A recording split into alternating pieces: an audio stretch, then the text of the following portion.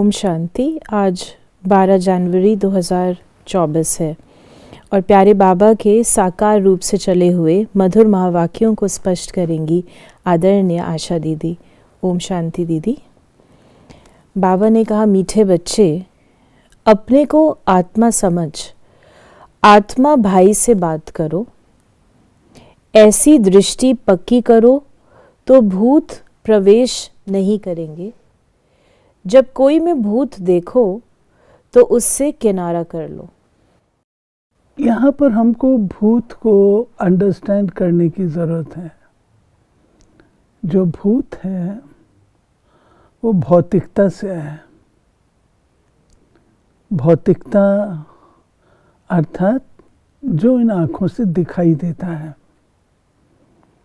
और बाबा कहते हैं कि आप आत्मा हो जो इन आँखों से दिखती नहीं हो, तो दूसरे को भी आत्मा समझ करके बातचीत करो, व्यवहार में आओ, उसको भी ज्योति बिंदु देखो। अगर ये विस्मृत होता है तो भौतिकता का संसार बहुत बड़ा, बहुत फैला हुआ, बहुत विशाल, बहुत प्रभावी है। तो वह भौतिकता हमारे अंदर कोई ना कोई भूत, जिसको बाबा कहते हैं काम, क्रोध, लोभ, मोह, अहंकार, कोई ना कोई भूत बना करके प्रवेश करा देता है। इसलिए हमको आत्माभिमान स्थिति का अभ्यास बाबा कराते हैं। फिर दूसरी बात जो बाबा ने कही कि भूत होता है तो उसे किनारा कर लो, ये भी बात बहुत ज़रूरी है। क्योंकि अगर भूत होगा तो दूसरे को संग का रंग लगेगा, तो उसमें भी वही वाइब्रेशन, वही बातें उनमें भी आ जाएंगी। अगर आप क्रोध में बात कर रहे हैं तो धीरे धीरे, चाहे कुछ भी है, मैं अपने आप को शांत स्वरूप स्थिति में रखे हूँ, लेकिन आपका क्रोध बढ़ता जाता है, तो कहीं पर हो सकता है कि मेरी सहन शक्ति की लिमिट क्रॉस हो जाए और वो चीज़ मेरे अंदर भी प्रवेश कर जाए। इसलिए बाबा ने कहा कि उसको अवॉइड करना अच्छा है। प्रश्न है, बाप का बनने के बाद भी आस्तिक और नास्तिक बच्चे हैं, वो कैसे? बाबा ने कहा, आस्तिक वो हैं जो ईश्वरीय कायदों का पालन करते हैं, देही अभिमानी रहने का पुरुषार्थ करते हैं, और नास्तिक वो हैं जो ईश्वरीय कायदों के खिलाफ भूतों के वश हो आपस में लड़ते झगड़ते हैं। दूसरा बाबा ने कहा, आस्तिक बच्चे देह सहित देह के सब संबंधों से बुद्धि योग तोड़ अपने को भाई भाई समझते हैं, और नास्तिक देह अभिमान में रहते हैं। आस्तिक वो हैं जिनको, जो बाबा कहते हैं श्रीमत पर चलते हैं, नियमों पे चलते हैं, मर्यादा, जो हांजी वाले हैं, पॉजिटिव हैं। और नास्तिक वे हैं जो इन सब बातों का उल्लंघन करते हैं। तो स्वाभाविक है जो आस्तिक हैं वो बाबा को अति प्रिय हैं, जो नास्तिक हैं वह जीवन यात्रा में फेलियर्स हैं। बाबा ने कहा, पहले पहले बाप बच्चों को समझाते हैं कि हे बच्चे, बुद्धि में सदा ये याद रखो कि शिव बाबा हमारा सुप्रीम बाप भी है, सुप्रीम शिक्षक भी है, सुप्रीम सद्गुरु भी है। ये पहले पहले बुद्धि में ज़रूर आना चाहिए। हर एक अपने को जान सकते हैं, हमारी बुद्धि में आया व नहीं। अगर बुद्धि में आता है तो आस्तिक है, नहीं तो नास्तिक है। बाबा ने कहा कि पहले तो ये हम किसको समझाएं, उनको जानो। बाबा ने कहा कि याद आने से खुशी का पारा चढ़ेगा, नहीं तो अपने ही दुख दर्द, दुनिया की छीछी बातों में, भिन्न भिन्न ख्यालातों में बैठे रहते हैं। दूसरे को आत्मा की दृष्टि से देखो, परंतु वो दृष्टि नहीं ठहरती। रुपए से एक आना भी मुश्किल बैठता है। जैसे बुद्धि में ठहरता ही नहीं। ये कोई बाप श्राप नहीं देते, ये तो बाप समझाते हैं कि ज्ञान बहुत ऊंचा है। फिर बाबा ने जो हमको बतलाया, क्योंकि बहुकाल से हमारे संस्कार देह अभिमान के हैं, तो बाबा कहते उस देह अभिमान की भेंट में ज्ञान जो है वो अभी आपको थोड़ा समय मिला है, तो जो पुरुषार्थ करना चाहिए वो कितना करना चाहिए। बाबा कहते उसकी भेंट में आपका पुरुषार्थ एक आना भी नहीं है, 10 पैसे भी नहीं है। तो इसलिए बाबा ध्यान खिंचवाता है कि इतनी आपकी अचीवमेंट होनी चाहिए, और वो अचीवमेंट के लिए फिर पुरुषार्थ भी तो वैसा चाहिए। पहले जब ये निश्चय होगा कि समझाने वाला सुप्रीम फादर है, तो फिर संशय नहीं लाएंगे।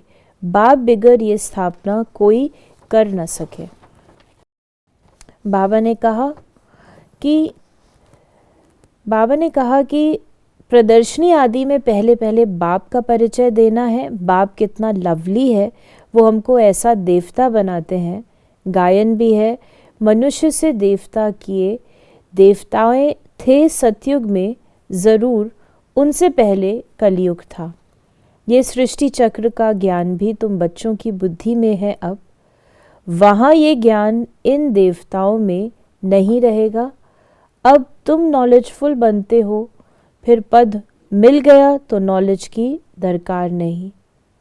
ये है बेहद का बाप, जिससे 21 पीढ़ी तुमको स्वर्ग का वर्षा मिलता है। बाबा ने कहा, तुम समझते हो पहले हम तुच्छ बुद्धि थे। इस कॉलेज का कोई को ज़रा भी पता नहीं है, इसलिए समझाने के समय अच्छी तरह से घोट घोट कर समझाओ। श्री कृष्ण की तो बात ही नहीं, बाप ने समझाया है। श्री कृष्ण का कोई चरित्र है नहीं सिवाय शिव बाबा के। बाबा ने कहा, तुम्हारे में भी नंबर वार हैं जिनको याद रहती है। भगवान पढ़ाते हैं, कितनी खुशी रहनी चाहिए। भगवान हमारा बाप भी है, टीचर भी है, सद्गुरु है। तुम कहेंगे हम उनके सिवाय और कोई को याद नहीं करते। बाप कहते हैं, देह सहित देह के सभी संबंध तोड़ मामेकम याद करो। तुम सब ब्रदर्स हो। कोई मानते हैं, कोई नहीं मानते हैं, तो समझो नास्तिक है। फिर बाबा ने कहा, बाबा है पतित पावन और पतित बनाता है रावण। बाकी ये सब है भक्ति के गुरु। ये भी तुम समझते हो। यहाँ आते हैं वो आस्तिक बनते हैं। नेचुरली उनको ही पता लगता है, दूसरों को तो नहीं लग सकता।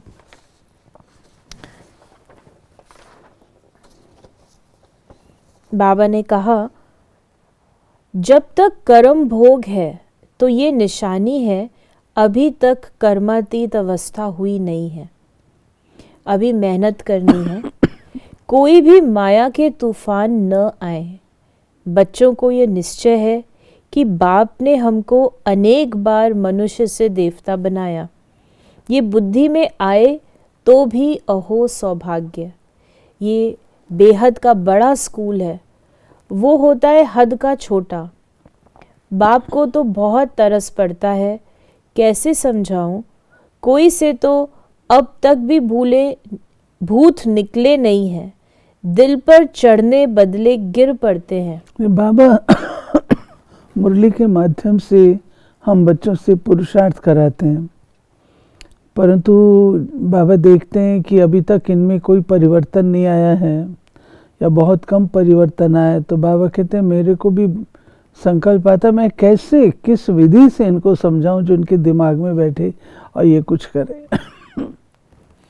बाबा ने आज वरदान दिया, निश्चय और नशे के आधार से हर परिस्थिति पर विजय प्राप्त करने वाले सिद्धि स्वरूप भव। योग द्वारा अब ऐसी सिद्धि प्राप्त करो जो अप्राप्ति भी प्राप्ति का अनुभव कराए। निश्चय और नशा हर परिस्थिति में विजयी बना देता है। आगे चलकर ऐसे पेपर भी आएंगे जो सूखी रोटी भी खानी पड़ेगी।